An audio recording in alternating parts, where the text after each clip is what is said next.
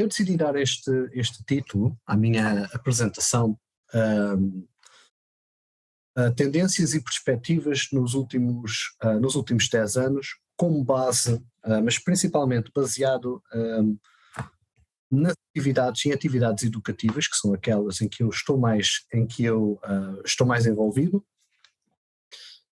Portanto, o meu nome, como já foi introduzido, mas repetir de novo, é André Mano.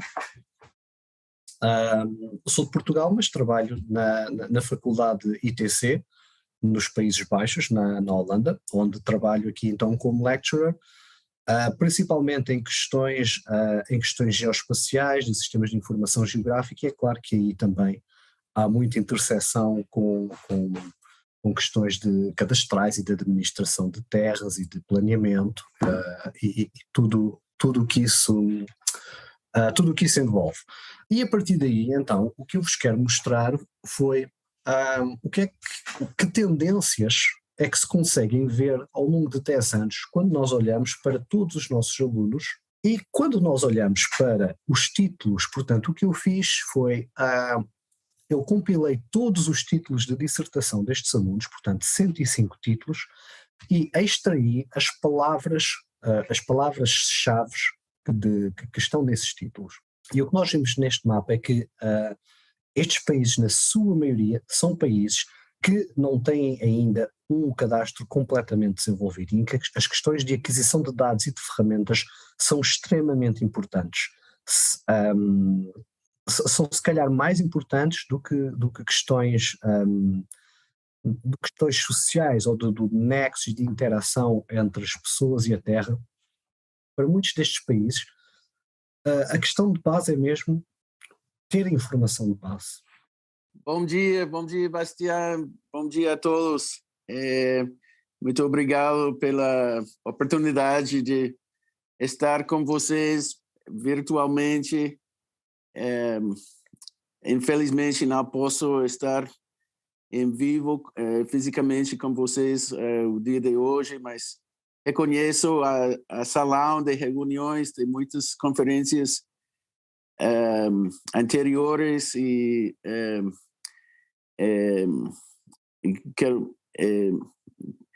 é gratificante ver que vocês estão reunidos já mais uma vez. Eu acho que os desafios fundiários do Brasil realmente são os desafios fundiários do mundo. E tudo que está acontecendo no Brasil, os esforços de enfrentar estes desafios, de resolvê-los, tem muita importância, muito relevante para a região de América Latina e para todo o mundo. E o progresso que se faz no Brasil é altamente relevante para o mundo. Exemplo, estamos pensando no ambiental.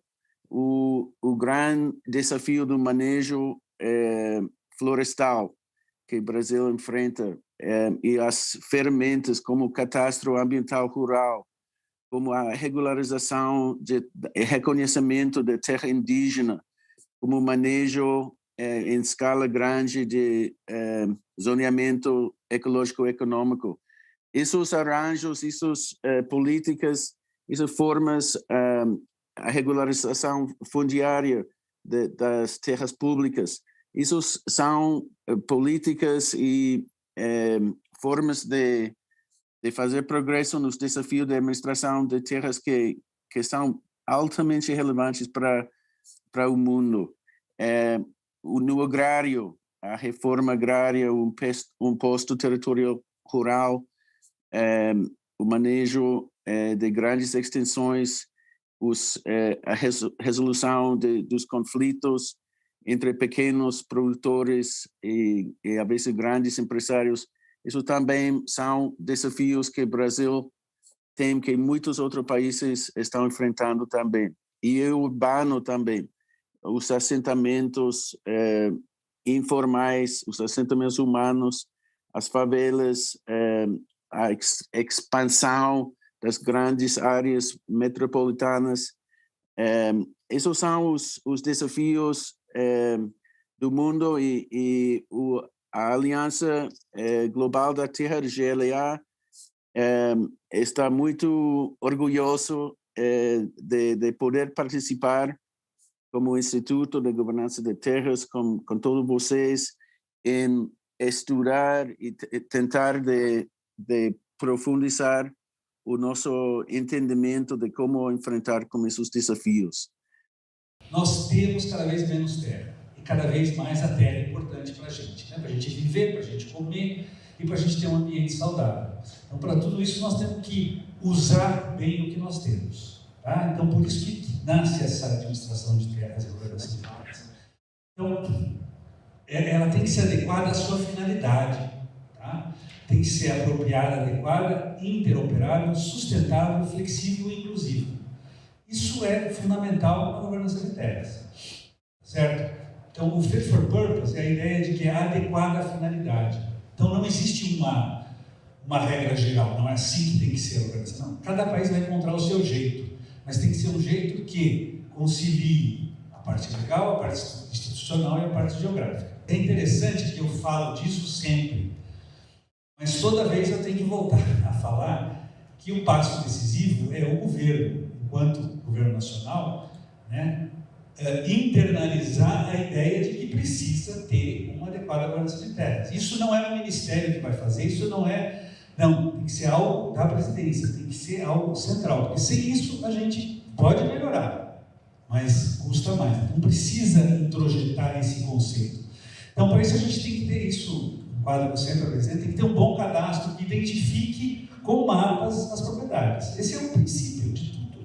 Sem isso a gente tem muito mais dificuldade de avançar. Então a gente precisa ter esse cadastro para daí poder melhorar a qualidade de tudo que tem a ver com a posse, com os direitos. Tem a possibilidade de a gente melhorar o uso da terra nos seus diferentes aspectos. Tem a possibilidade de ter um valor adequado de terras. Então, por exemplo, o que a gente gasta de recursos no Brasil, para algumas das coisas dessas, é um absurdo. Né? A gente tem como fazer tudo isso de uma forma muito mais eficiente. Tá? Se a gente realmente analisar essa ideia de governança de terras enquanto algo que a nação precisa fazer, para a partir disso os vários órgãos estarem fazendo as coisas interagindo nessa direção. O papel do cadastro é o quê? É relacionar pessoa e terra. Né? Então, para a gente ter uma boa governança fundiária, governança de terras pressupõe que nós tenhamos um conhecimento sobre essa terra, esses limites e essas pessoas que podem ser públicas, privadas, né, e urbanas, rurais, não importa, né, que a gente tem essa relação. Então, o que a gente tem no Brasil em termos de gestão territorial? Meu slide, eu tinha lá cadastro urbano e rural, depois eu não, tem que colocar no plural, né? Já foi comentado aqui, então nós temos cadastros no Brasil. A gente precisa melhorar, né? No sentido da integração, acho que todo mundo concorda que temos avanços, mas precisamos muito trabalhar em cima dessa integração, porque temos cadastros urbanos, né? Se a gente vai multiplicar pelos 5.570 municípios brasileiros, cada um com seu cadastro, e cadastros rurais também, apesar de ter uma orientação nacional, federal, né? Lei e instituições nacionais responsáveis, mesmo assim nós temos cadastros que não conversam, e muitas vezes não conversam nem dentro da própria instituição. Né? Então, é um desafio muito grande que nós temos. E temos, partindo do princípio que o cerne, ou a raiz, o núcleo da administração territorial é cadastro mais registro de imóveis. O professor Bastian colocou aqui aquelas perguntas que esse núcleo deve responder. Então, nós temos o registro de imóveis com legislação federal, né?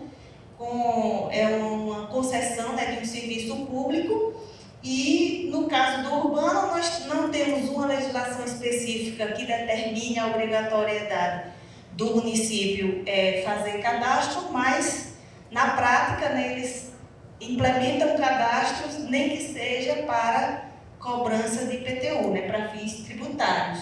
Eu vou só agora contextualizar o que está acontecendo e tudo isso que aconteceu com respeito às questões internacionais, né? Então, lá em 2001, os documentos que haviam, né, todo aquele movimento que houve lá da história que vocês viram aí do documentário, né, 98, a gente trabalhava com documentos da FIG que traziam a ideia daquele cadastro ideal, né, da precisão do levantamento do limite. Então a gente trabalhou em cima disso e a duras penas se conseguiu concretizar no rural. Só que a gente olhando isso para o urbano, que é diferente do rural, porque é o proprietário que faz o levantamento de cada um, e no município, no urbano é o município que é responsável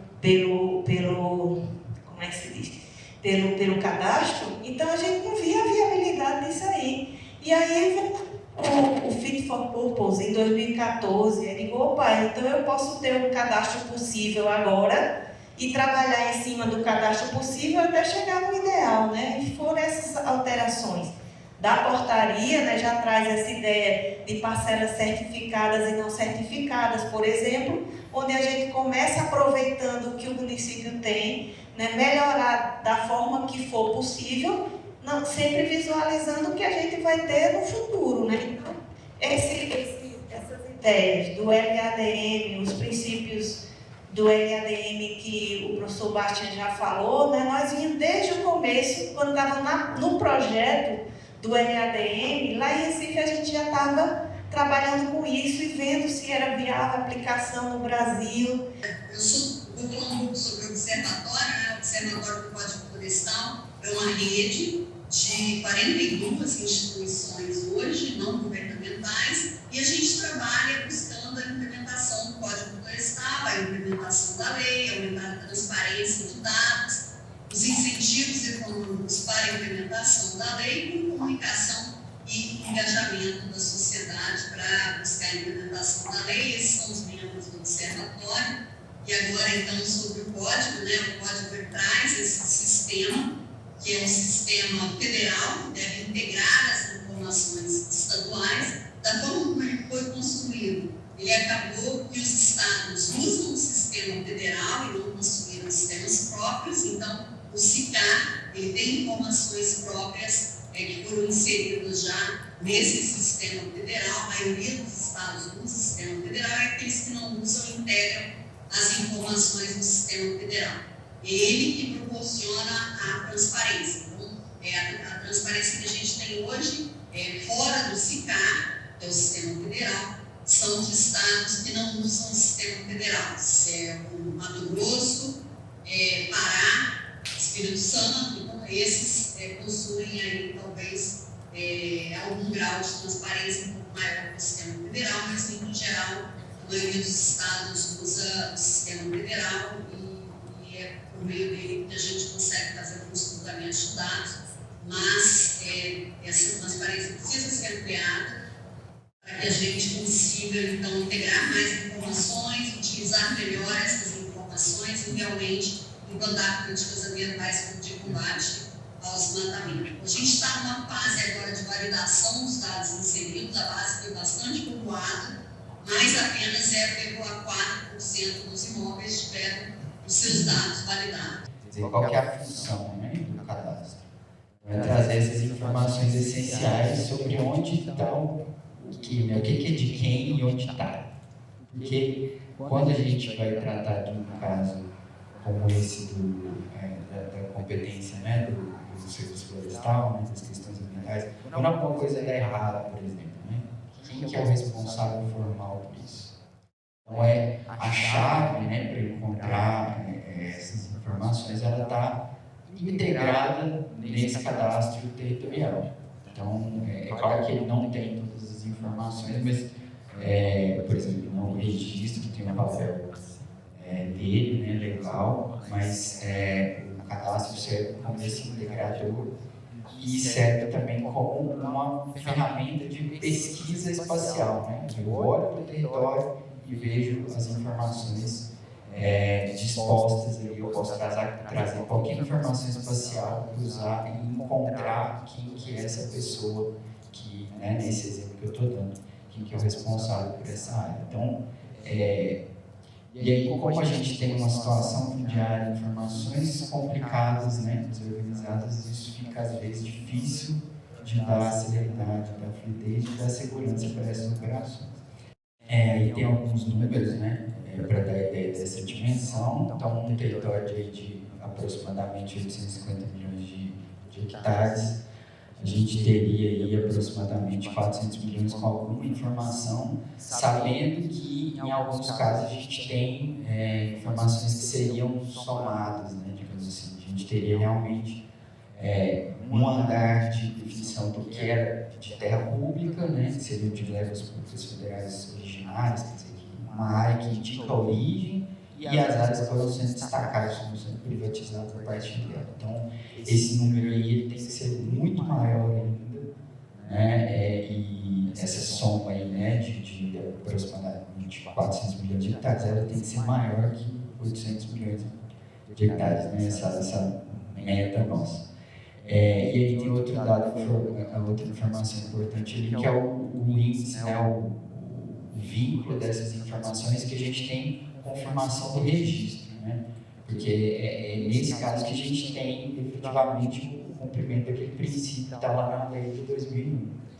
E aí a gente vê que só 330 mil, né, parcelas do 1 milhão e quase 300 mil estão com esse registro confirmado, né? E aí o que está na essência disso, né, que tem até essa figura que a gente costuma repetir bastante, é que lá na base dessa coisa tem que estar o conceito da parcela, que é o que representa territorialmente o vínculo das pessoas com o território. Pode passar. Então, voltando,